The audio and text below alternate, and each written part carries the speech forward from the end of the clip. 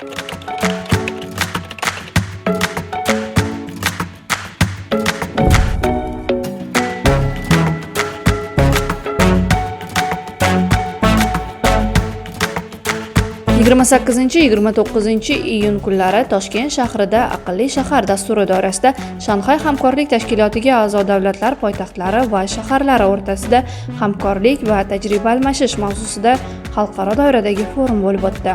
Unda Shanxay hamkorlik tashkilotiga a'zo davlatlarning axborot kommunikatsiya texnologiyalari va aqlli shaharlar yo'nalishiga mas'ul vazirlik va idora delegatsiyalari ishtirok etishdi.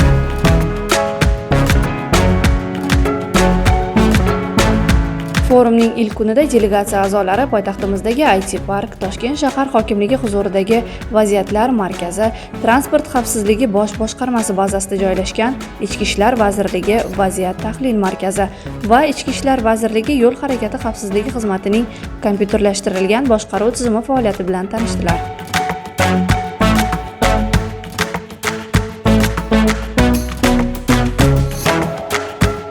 Ularga axborot texnologiyalari va kommunikatsiyalarini rivojlantirish vazirligi hamda uning tizimidagi korxona va tashkilotlarning mas'ul xodimlari hamkorlik qilishdi.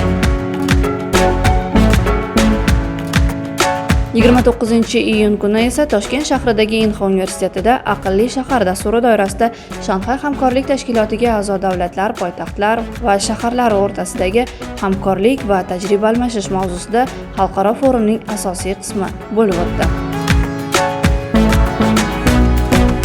Tadbirda mahalliy va xorijiy ekspertlar o'z ma'ruzalari bilan ishtirok etib, o'zaro tajriba almashishdi.